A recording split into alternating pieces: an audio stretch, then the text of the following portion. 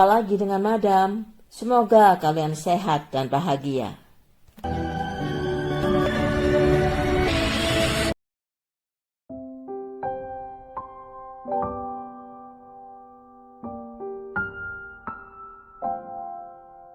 Nick Howard adalah seorang remaja berumur 18 tahun yang baru saja lulus SMA.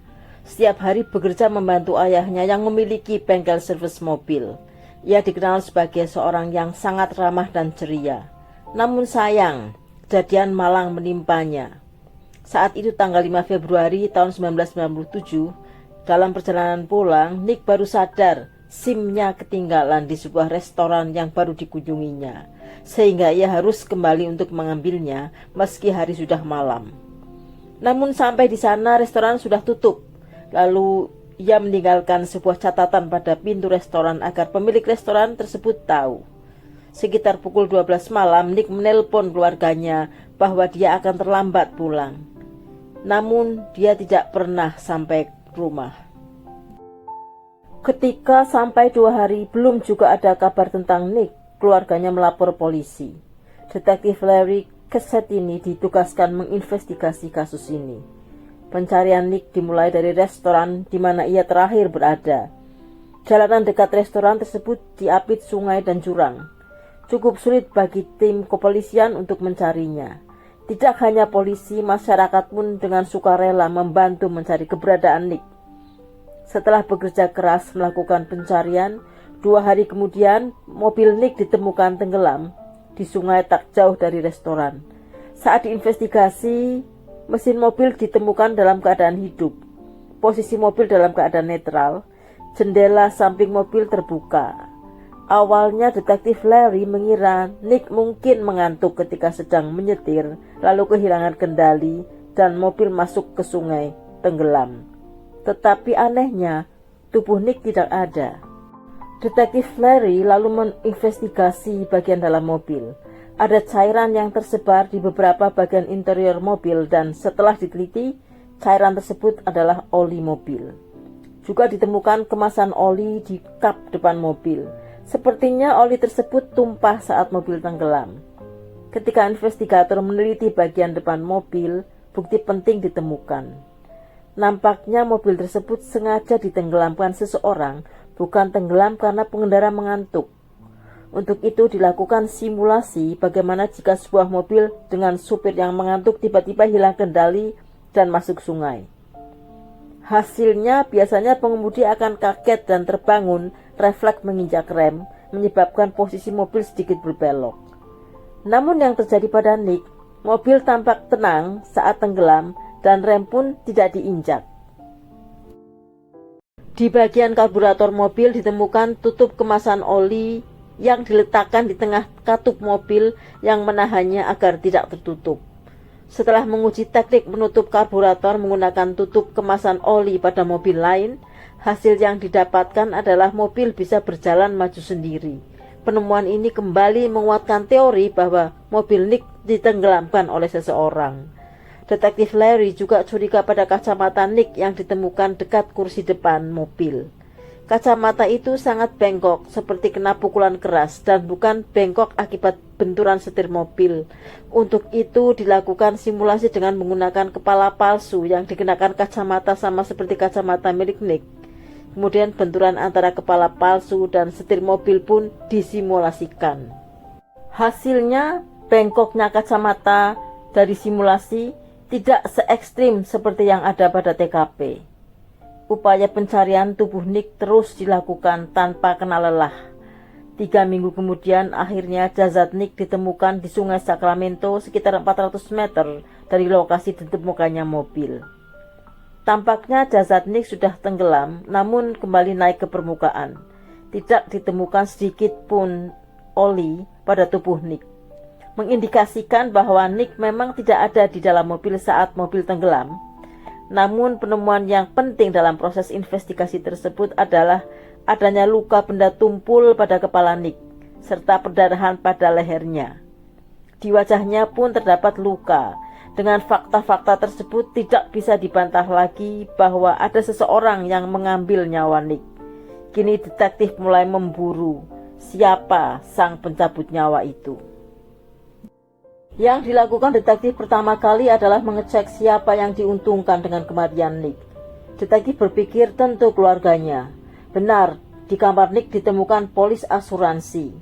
Namun anehnya di kolom tanda tangan penerima santunan asuransi milik Nick bukan nama anggota keluarganya, melainkan Ralph Marcus.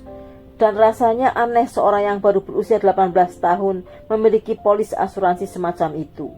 Jamie Howard, kakak Nick, bercerita beberapa bulan lalu Nick mengatakan telah memasukkan dirinya sebagai penerima santunan asuransi milik Nick yang jika dicairkan akan memiliki total 1 juta dolar atau sekitar 15 miliar rupiah. Namun pada saat itu Jamie tidak menanggapinya secara serius karena umur Nick masih sangat muda.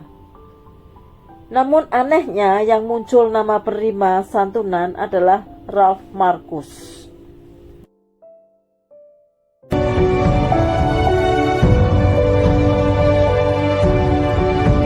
Detektif bertanya, siapa sebenarnya Ralph Marcus? Ternyata ia adalah laki-laki yang pernah memiliki perasaan kepada ibu Nick saat keduanya masih SMA. Ralph yang sudah berusia 37 tahun adalah pengangguran yang hobinya berjudi lalu pamer hasilnya. Ralph mencoba berbagai cara untuk mendapatkan hati Patty, ibu Nick, tetapi ia tidak pernah berhasil dan Patty memilih pria lain. Namun kelakuan Ralph justru menjadi-jadi. Ia bahkan pernah menawar ingin membeli sel telur Patty dan dihargai 500 juta rupiah. Namun tentu Patty menolaknya dan langsung menjauhinya. Meski semua anggota keluarga Nick menjauhi Ralph, Nick terlalu baik sehingga tetap berteman akrab, tidak pernah berburuk sangka sedikit pun. Ralph sendiri sangat baik kepada Nick. Dia membayari Nick jalan-jalan ke berbagai tempat wisata, memesankan kamar hotel mewah, dan membuat Nick merasa dekat dengannya. Namun semua kebaikan Ralph hanya modus. Nick akan dimanfaatkan Ralph untuk membuka polis asuransi dengan Ralph sebagai penerima santunan, sekaligus membalas sakit hatinya kepada Patty, ibu Nick. Ketika diinterogasi, Ralph mengatakan dia tidak tahu menahu apa yang terjadi dengan Nick dan ia memiliki alibi bahwa pada saat kejadian dia sedang berada di rumah bersama ibunya yang sedang sakit. Karena alasan itu, polisi tidak bisa menahannya. Satu-satunya jalan, detektif mengecek rumah Ralph dan ternyata mereka menemukan bukti penting, beberapa draft kertas yang mirip asuransi Nick. Bila dilogika, berarti memang sudah ada rencana Ralph untuk menipu pihak asuransi dengan melibatkan Nick. Ternyata hal ini tidak mengejutkan. Ralph memang sudah pernah dipenjara karena melakukan kejahatan asuransi. Saat itu ia membakar rumahnya sendiri untuk mendapatkan ganti rugi yang lebih dari harga rumah kepada pihak asuransi. Namun modusnya berhasil dibongkar polisi sehingga dia dipenjara.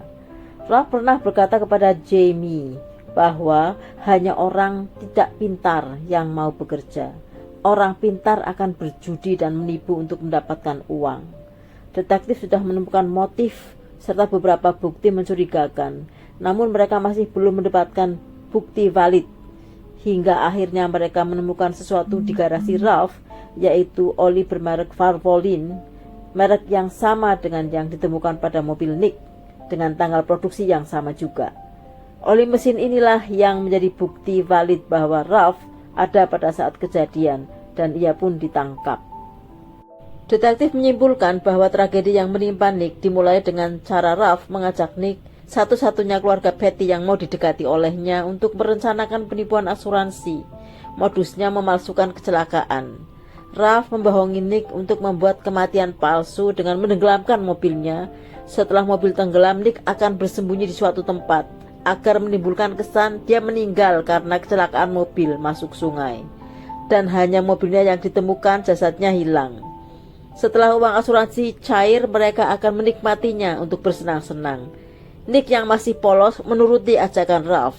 Bukti ini diperkuat oleh cerita Jamie bahwa Nick pernah berkata padanya, ia akan menghilang dalam waktu yang lama. Namun laki-laki Jamie tidak menghiraukan omongan Nick. Malam itu mereka melancarkan aksinya. Tanpa sepengetahuan Nick, ternyata Ralph punya rencana jahat, yaitu menghabisi dirinya.